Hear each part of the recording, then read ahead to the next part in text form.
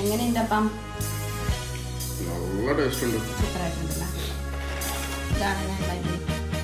Hello my friends, welcome back to my YouTube channel. അപ്പം എൻ്റെ പേര് അഖില എന്നാണ്. ഞാനൊരു ജസ്റ്റ് തുടങ്ങിയേ ഉള്ളൂ ഒരു യൂട്യൂബ് ചാനൽ. അപ്പം ഞാൻ കുറച്ച് വീഡിയോസ് ഞാൻ നിങ്ങൾക്ക് ഇട്ട് തരാമെന്ന് ഞാൻ പറഞ്ഞിരുന്നു. അതായത് വേറൊന്നുമല്ല, ഞാനും വലിയ ഫുഡൊന്നും ഉണ്ടാക്കുന്ന ഒരാളൊന്നുമല്ല. ഫുഡ് മീൻസ് ഉണ്ടാക്കി പരീക്ഷ അങ്ങനെ ജസ്റ്റ് അപ്പം നിങ്ങൾക്കും എൻ്റെ കൂടെ പഠിക്കാം. ജസ്റ്റ് എൻ്റെ വീഡിയോ ഒന്ന് സബ്സ്ക്രൈബ് ചെയ്തൊക്കെ ഇടുവാണെങ്കിൽ നിങ്ങൾക്കും ഇത് പഠിക്കാം. അപ്പം ഞാൻ ജസ്റ്റ് ഇത് കുറച്ച് സാധനങ്ങൾ വെച്ചിട്ടുള്ള ഒരു ചെറിയ സെറ്റപ്പ് പരിപാടിയാണ് ഞാൻ ഇന്ന് ഉണ്ടാക്കാൻ പോകുന്നത്. എഗ്ഗ് ഫ്രൈഡ് റൈസും ചില്ലി എഗ്ഗുമാണ് ഉണ്ടാക്കുന്നത്. അപ്പം നമുക്ക് കാണാം. തട്ടിക്കുട്ടി കറിയാണ് ഞാനിന്ന് ഉണ്ടാക്കുന്നത്. ഓക്കെ, അപ്പം നമുക്ക് കാണാം. ഞാൻ അതിന് റൈസ് എടുത്തിട്ടുണ്ട്. ഞാനത് വാഷ് ചെയ്ത് വേവിക്കാൻ ഉപ്പും കുറച്ച് ഓയിലും ഒഴിച്ചിട്ട് ഞാൻ വേവിക്കാൻ വെക്കാൻ പോവാണ്. ബാക്കി നമുക്ക് കാണാം, വഴിയെ വെജിറ്റബിൾസും കാര്യങ്ങളും ഒക്കെ കാണാം. പിന്നെ ഞാനൊരു കാര്യം പറയാം, എനിക്ക് വല്ല കുക്കിംഗ് വല്ല സംഭവമൊന്നും അറിയത്തൊന്നുമില്ല. എനിക്കും തോന്നുന്നത് നിങ്ങൾക്കും എൻ്റെ കൂടെ എന്നെ ഇത് വാച്ച് ചെയ്തിട്ടുണ്ടെങ്കിൽ നിങ്ങൾക്കും പഠിക്കാം. അപ്പോൾ ഫ്രണ്ട്സ്, ഞാൻ ദേ റൈസ് കഴുകി വെച്ചിട്ടുണ്ട്. വേവിക്കാനാണ് വെച്ചേക്കുന്നത്. അതിൽ ഞാൻ ഉപ്പും കുറച്ചൊന്ന് വെന്ത് കഴിഞ്ഞ് കഴിയുമ്പോഴത്തേക്കും ഞാൻ കുറച്ച് ഓയിലും കൂടെ ഒഴിച്ചു കൊടുക്കും. അപ്പം അതെന്താണെന്ന് വെച്ചിട്ടുണ്ടെങ്കിൽ ഇങ്ങനെ റൈസ് ഇങ്ങനെ കുഴഞ്ഞ് പോവാതിരിക്കാൻ വേണ്ടിയിട്ടാണ് നമ്മൾ ആ ഓയിൽ ഒഴിച്ചു കൊടുക്കുന്നത്. ഓക്കെ, അത് കഴിഞ്ഞ് നമ്മൾ നോർമലി വാർക്കും, വെള്ളം കളയും. പക്ഷെ ഇത് എനിക്ക് അത്രയും വെള്ളം അങ്ങനെ വാർക്കാൻ വരാറില്ല. കാരണം ഞാൻ അത്യാവശ്യം എനിക്കിങ്ങനെ ഓവർ വെന്ത് പോവരുത്. ഫ്രൈഡ് റൈസൊക്കെ നിങ്ങൾ കഴിക്കുമ്പോൾ കണ്ടിട്ടില്ലേ, ഓവർ അങ്ങനെ വെന്ത് പോകത്തില്ലത്.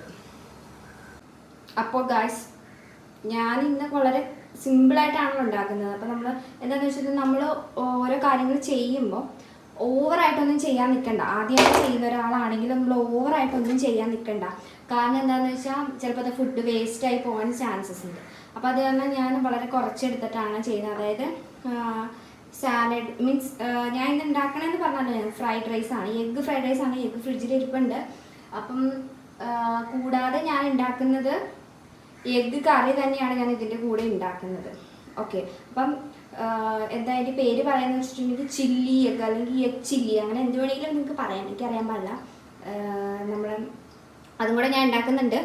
അപ്പം അതിന് വേണ്ടിയിട്ട് നമുക്ക് വേണ്ട ആദ്യം എന്ന് വെച്ചിട്ടുണ്ടെങ്കിൽ മുട്ട നമ്മൾ പൊട്ടിച്ച് ആവിയിൽ നമ്മൾ വേവിച്ചെടുക്കണം. അത് ഞാൻ കാണിച്ചു തരാം നിങ്ങൾക്ക്.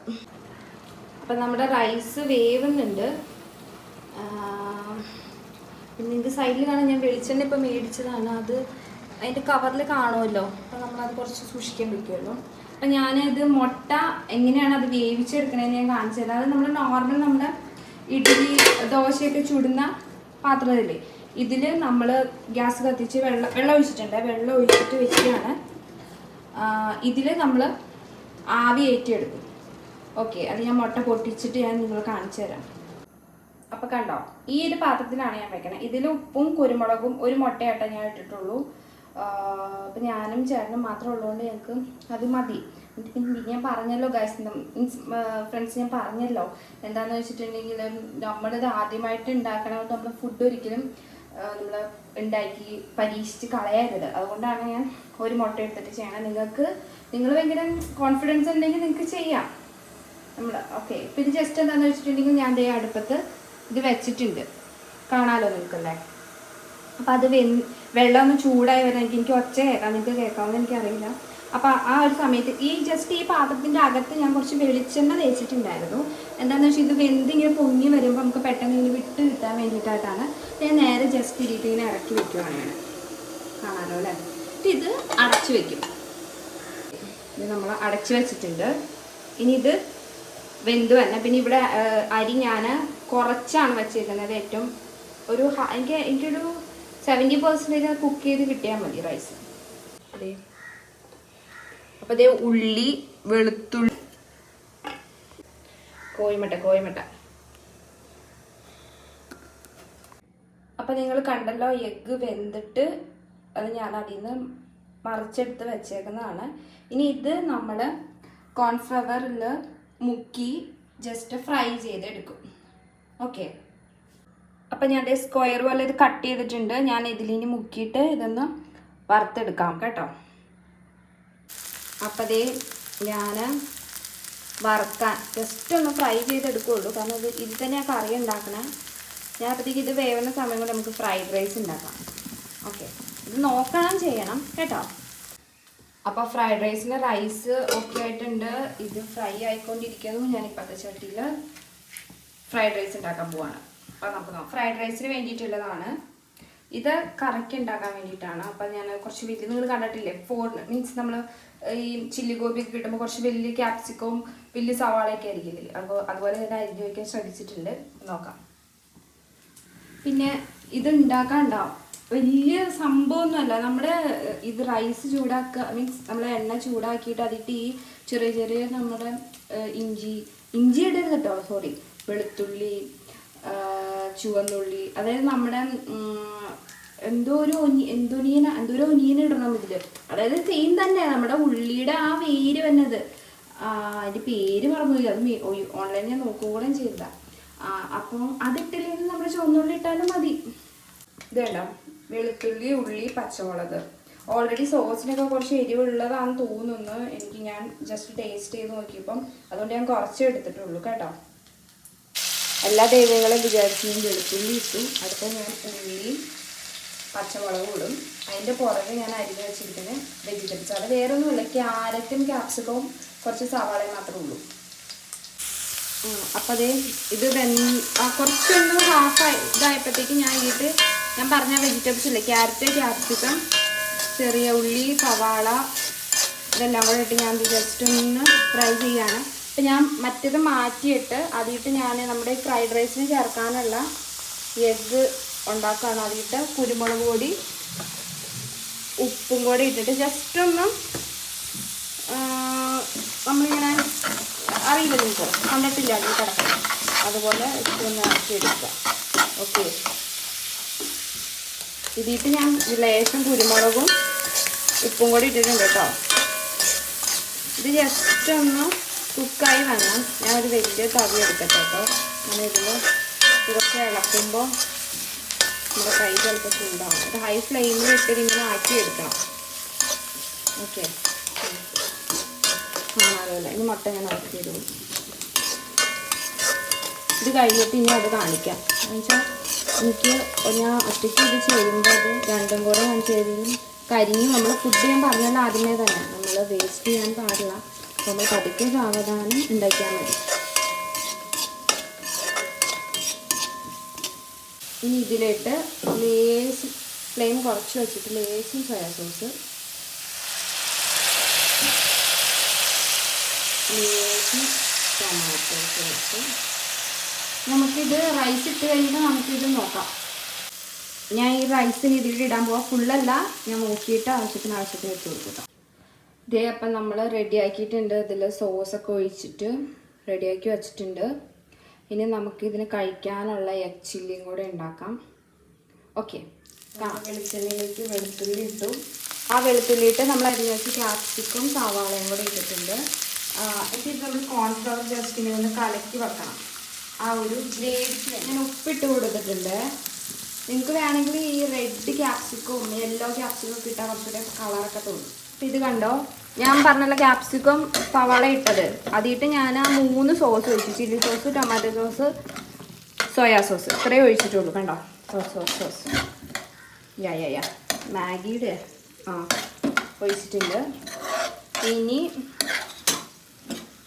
ഇതിലേക്ക് ഞാൻ കോൺഫ്ലവർ കലക്കി വെച്ചിട്ടുണ്ടായിരുന്നു, അതൊഴിച്ചു.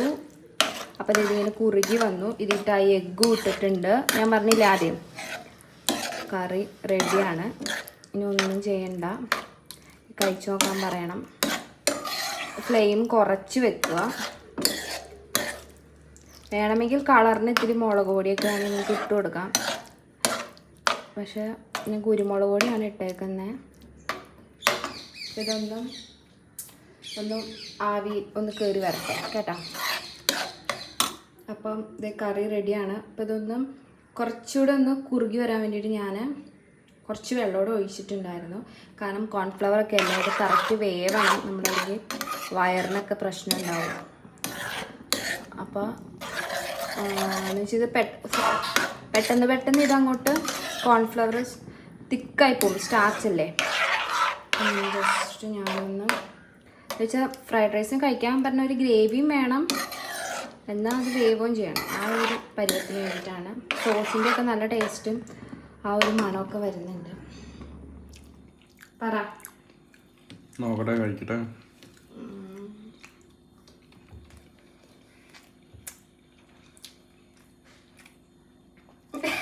വാ തുറക്ക്. ചുമ്മാ പറയരുത്. അടിപൊളി. ഇന്നലെ ഉണ്ടാക്കി അത്ര നല്ലതാണോ? അതിനേക്കാൾ അടിപൊളി. ഇന്നലെ ഞാൻ ജസ്റ്റ് വൈകുന്നേരം പരീക്ഷിച്ചായിരുന്നു. ഇന്ന് ഉണ്ടാക്കണല്ലോ എന്ന് വെച്ചാൽ കുറച്ചെടുത്തിട്ട് കറിയൊന്നും ഉണ്ടാക്കിയില്ല. അത് എഗ്.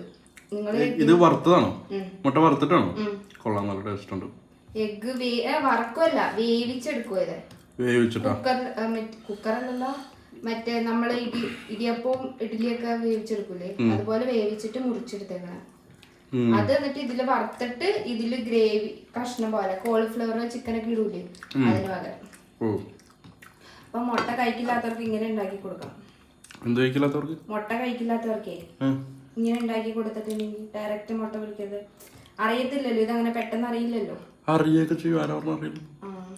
ടേസ്റ്റ് ഉണ്ട്. ശരി, നിങ്ങളെല്ലാം ഫ്ലോപ്പ് ആക്കണം. എന്താ ഞാൻ നിങ്ങളൊക്കെ പറയുന്നത്? ഫ്ലോപ്പ് അല്ല, നീ എന്നിട്ട് പറയണത്. മുട്ട കഴിക്കാത്തവർക്ക് എങ്ങനെ? നല്ല ടേസ്റ്റ് ഉണ്ട്. ഒരു കടയിലൊക്കെ കഴിക്കണ പോലത്തെ ഫീൽ, പുറത്തുനിന്നൊക്കെ മേടിച്ച പോലത്തെ ഫീൽ ഉണ്ട് ശരിക്കും.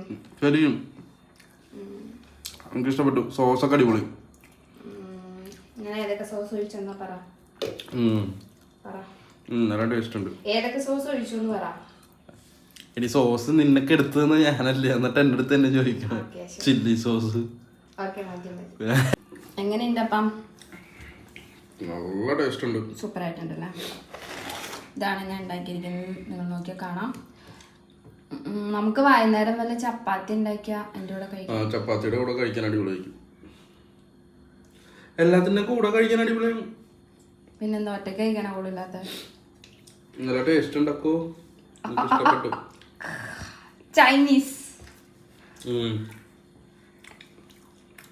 എന്നോട് ചിലരൊക്കെ പറയാറുണ്ട് ഇങ്ങനെ, എന്നെ കണ്ടിട്ടുണ്ടെങ്കിൽ ചൈനക്കാരുടെ പോലത്തെ ആണ് ഇരിക്കണേന്ന്. ഫുഡൊക്കെ ചൈനീസ് കോസ്റ്റ്യൂം ഒക്കെ ഇട്ടിട്ട് വേണ്ട, ഇതൊക്കെ എത്തട്ടെ എല്ലാവരും. ഇനി ഞാൻ നാളെ അടുത്ത ഫുഡ് ഉണ്ടാക്കാം അടുത്ത ദിവസം. ഭക്ഷണം കഴിക്കോ?